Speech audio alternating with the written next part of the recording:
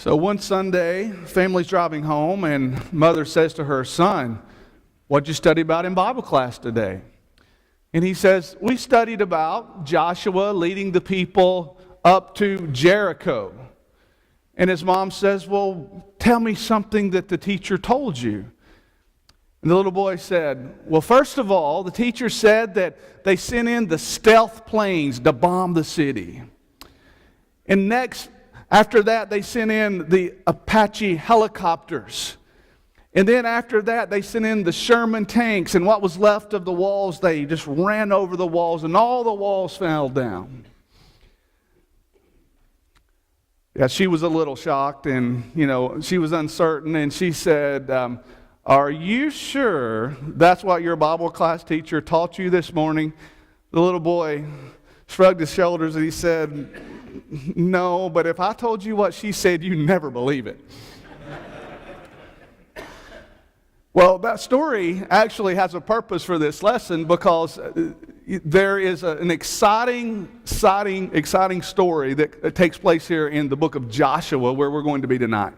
And yet, I know, because people are skeptical and they read stories like what we read in Joshua, and sometimes they have trouble believing that. And a lot of people look at some of the stories and some of the events in the book of Joshua, and they even start questioning, is this really who God is? Can I really trust these incredible stories that I read about here in the book of Joshua? And so tonight, what I want us to do is to look a little deeper into the book of Joshua. This is our one book series, where one book by book, we're going through the Old Testament right now. We'll eventually get to the New Testament, and we'll go through the whole Bible like this. And each Sunday night, we're taking one book of the Bible, and we're just taking a look at it. And so what I want to do tonight is to, zoom in on the book of Joshua and notice some wonderful, amazing things about this particular book. And as we do that, here's the plan. We don't have PowerPoint tonight, so here's the plan. It's real simple. We're going to begin by giving a background to some things that have happened leading up to the book of Joshua. That's the first thing. Second thing I'll give you is a very simple 4-point outline that I think you'll be able to remember, and if you jot these things down, for sure you'll be able to remember it, of the events of the book. And then at the end, we'll take a look at some lessons we can learn, also trying to answer some of those objections about some of the things that people struggle with, some skeptics struggle with in the book of Joshua. So let's begin by looking at the background of the book of Joshua. You remember, as we studied from Genesis just a few weeks ago, that we read about Abraham in the book of Genesis, and we read about how God chose him to be the man who would lead the faithful, the father of the faithful. And we also read about his family having a need because of famine to eventually go down into Egypt. When we get to Exodus, of course, we read about that family being in Egypt, but also a Pharaoh coming into power who did not know Joseph. And so after all these years, the people had grown, and the king feared, what if these people fight with our enemies? And so they put the people into Egyptian bondage, and that was a very, very difficult thing. The book of Exodus is about how God intervened, and he sent Moses to lead his people out of Egypt. And so there's the Exodus out of Egypt. By the time we get to Numbers, we're reading about how God had a plan to bring those people out of bondage and to send them into a land, to give them a land, the land of Canaan. But yet, as we saw last week, they struggled with this. They didn't believe. And as a result, God said, "I'm going to punish those who are over 20, who did not believe and who were not willing to accept what I was willing to give." And so they had to wander through the wilderness for 40 years. And one of the things then, when we got to Deuteronomy that we studied last week, Deuteronomy was last week, one of the things we noted is that there's a section in Deuteronomy, chapters 27 through 30, where Moses basically is giving some information. He's basically preaching. He's telling them things they need to know. And it's a section that you might call blessings and cursings, where he says, if you obey God, you will be blessed. And if you disobey God, you will be cursed. And one of the things that comes out in that information there, in those 3 or 4 chapters, chapters 27 through 30 of Deuteronomy, is that one of the things that God intended for his people going into this land, inhabiting the land of Canaan, he wanted them to be a light. He wanted them to be witnesses of who they were because of who God is. He wanted them to show the inhabitants of Canaan how special God really is. And that is something just to kind of keep in mind as we now approach the book of Joshua. God always had a plan to show his goodness and his graciousness to anyone who would pay attention. So now we get to Joshua. It's time for Joshua to assume leadership. Remember, Moses dies at the end of Deuteronomy. It's time for Joshua to assume leadership, and the people are going to finally do what the generation before them failed to do. They're going to actually go in and inherit the Canaan land. That's the background of the book of Joshua.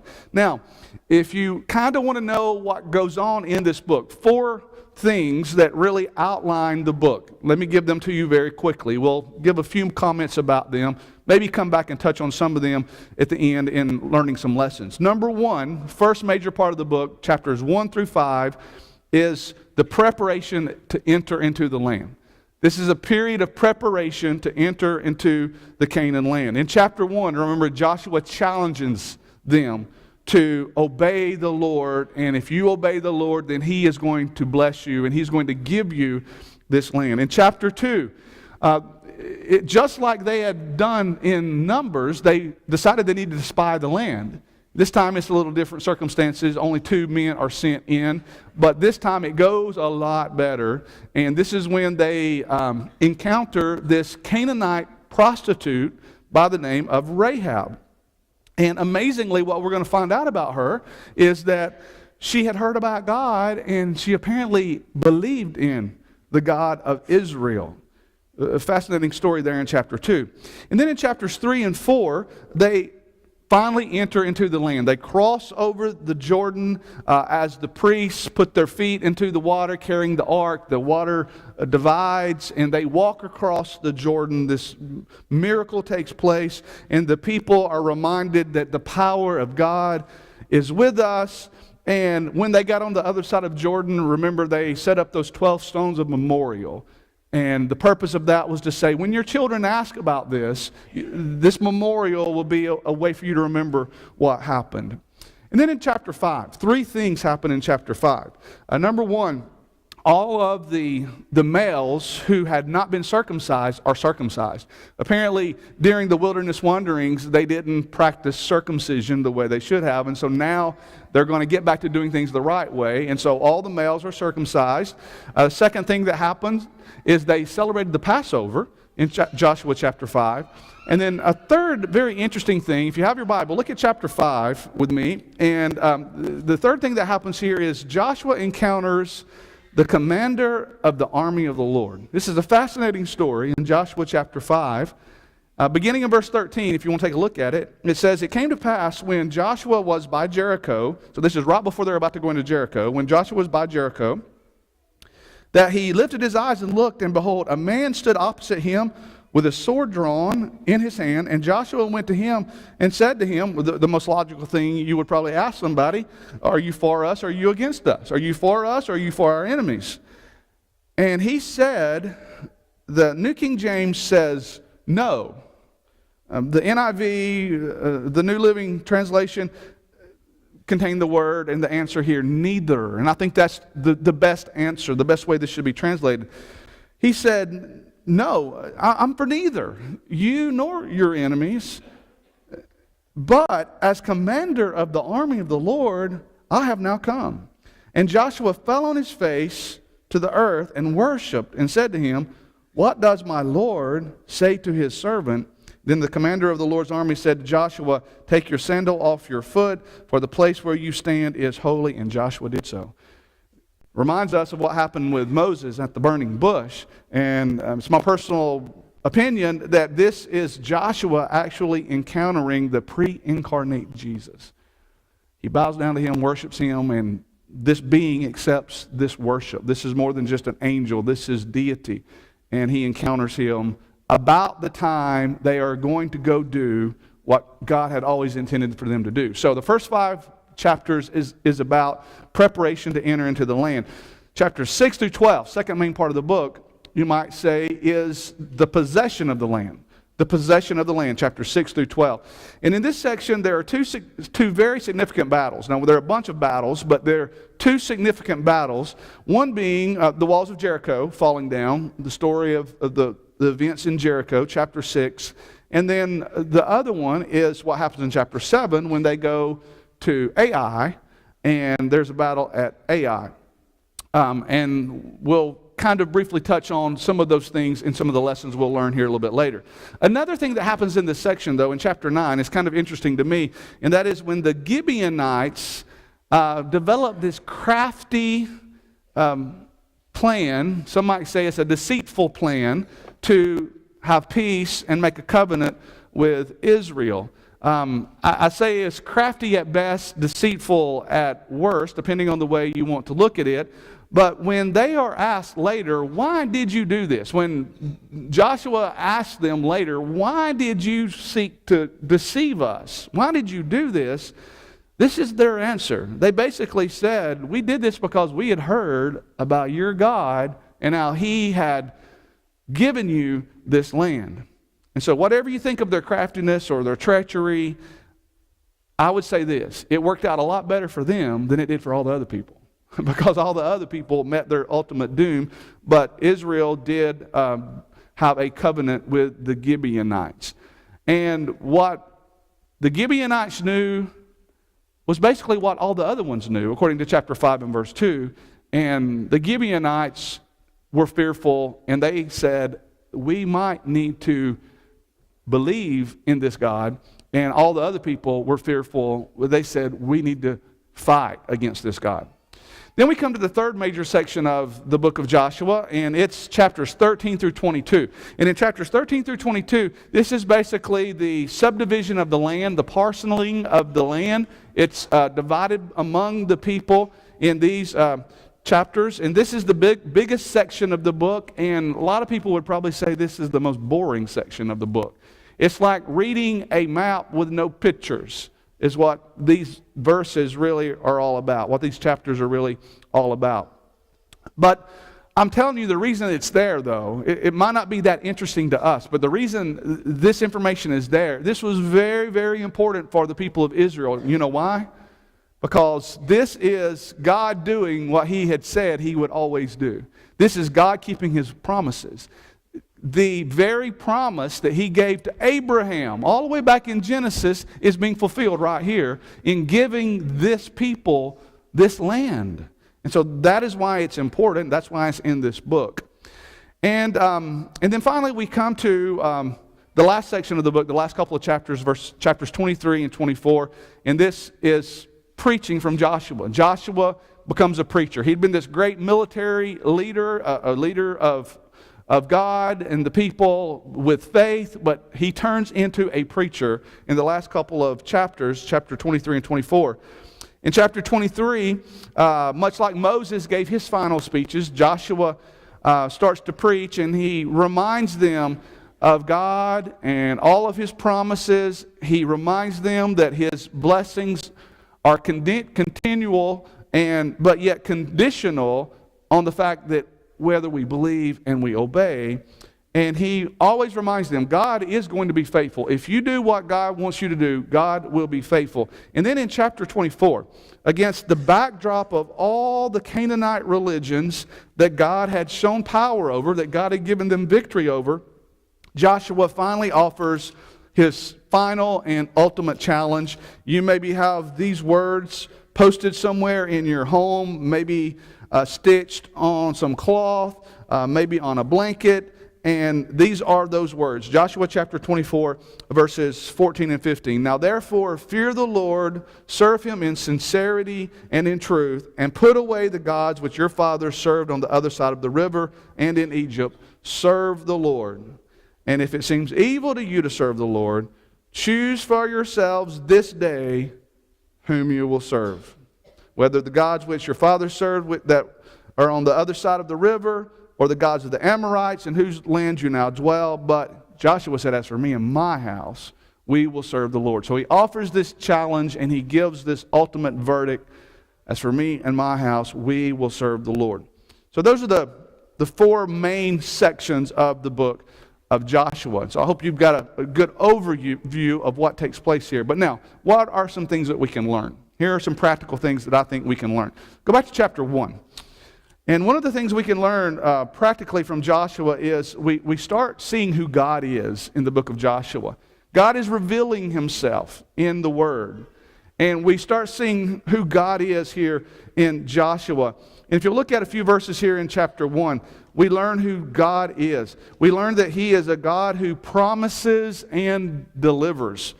Chapter 1 and verse 6, he tells Joshua, "Be strong and of good courage, for to this people you shall divide as an inheritance the land which I swore to the fathers to give them." He is saying God is going to make good on his promise. I'm going to give you this land. And we just saw a moment ago how God gave them the land in chapters 13 through 22. We also learn about God here that he is a God who expects obedience to his will. Look at verses 7 and the first part of verse 8. Only be strong and very courageous. This is Joshua 1, 7 and 8. Only be strong and very courageous, that you may observe to do according to all the law which Moses my servant commanded you. Do not turn from it to the right hand or to the left, that you may prosper wherever you go. This book of the law shall not depart from your mouth, but you shall meditate in it day and night, that you may observe to do according to all that is written in it. So we learn that God is a God who expects obedience to his will. And then in the latter part of verse 8 and verse 9, he is a God, if you do that, who will reward you. He will reward the faithful. Latter part of verse 8, for then you will make your way prosperous, and then you will have good success. Have I not commanded you? Be strong and of good courage. Do not be afraid, nor be dismayed, for the Lord your God is with you wherever you go. He is reminding the people then, and this is written for us today, and that this is who God is to us. He is a God who makes promises and delivers. He expects obedience to his will, and when we obey him, he rewards us. Second practical lesson that we can take away from Joshua is that we see that God is a God who does not play favorites. We're learning more about God here. God is a God who doesn't play favorites. In chapter 2, we see that he allows a Canaanite prostitute to be used by him. This is amazing to us when you really stop and think about it. The lifestyle that she had lived, up until this point at least, would have obviously not been part of God's plan. As a matter of fact, the lifestyle that she was living, she was involved in some of the deviant sexual practices of the Canaanites, and this is what's going to get most of them killed. We're going to talk about this in just a moment. But she decides, when hearing about God, the one we know as Jehovah God, she decides, I need to believe and I need to respect and obey him. In chapter 5, remember we saw the commander of the army of the Lord, and there he teaches us that God isn't for us over them. That's not the way God operates. Now we like to think about it in that kind of term, and maybe the Israelites thought about it in that kind of way. Well, God's for us, he's not for them. But when Joshua said to this man who was the commander of the Lord's army, I think was Jesus, when he saw him holding the sword, he said, "Who are you for?" And his answer was, "Neither." You know what he basically was saying? He was saying is, I'm for God. That's who I'm for. Jesus is for God. He's not for us over them. Jesus is for God, and Jesus is for the faithful. That's really the better way of putting it. Jesus is on the side of those who are willing to be faithful.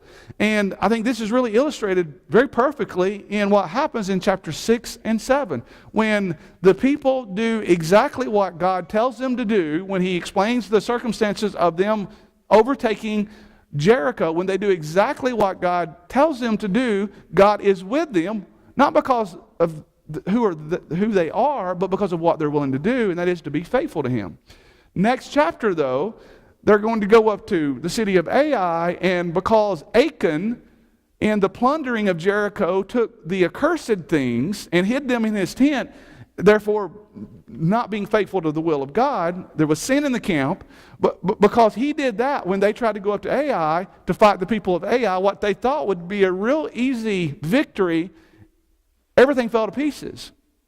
Was it because God was for Ai and not for Israel? No, he was just rewarding, or in this case, punishing those who were unfaithful.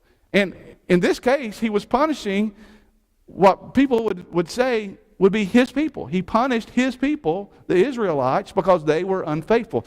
This is showing us that God is not a God of favorites. He's not for us versus and against them. He is simply for the faithful. And see, this helps us, I think, understand to a deeper degree the destruction of the Canaanites. When you start thinking about it in these terms, it starts to make more sense. Now, the destruction of the Canaanites, God says, you go in and you utterly destroy these people. They were supposed to kill all of them. Not just the men of war, but the women and the children and even the animals, and utter destruction. And some people read this and they say, I can't believe in a God like that. I don't understand how that's the God that I read about in the New Testament, that you Christians say that you trust. Well, here's what I'd tell you about that.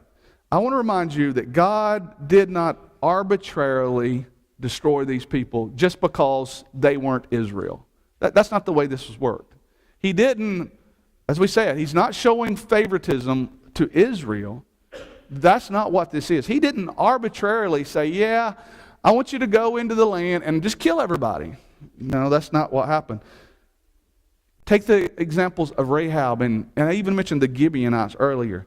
They had the same knowledge to turn and to acknowledge God as everybody else in Canaan, and yet everybody else decided they're going to persist in their sins. And Rahab, and in whatever way you view the Gibeonites, at least they knew better than trying to fight against Israel because they heard that God was with them.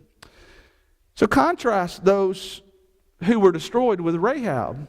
What did Rahab learn about God? If you look in chapter 2, verses 9, 10, and 11, I'll tell you what she learned about God. She learned about the promises of God, she learned about the power of God, and she learned about the person of God, and that's what she believed. And that is why she was spared when they went in, as you can read toward the end of chapter 6, when they went in to overtake Jericho.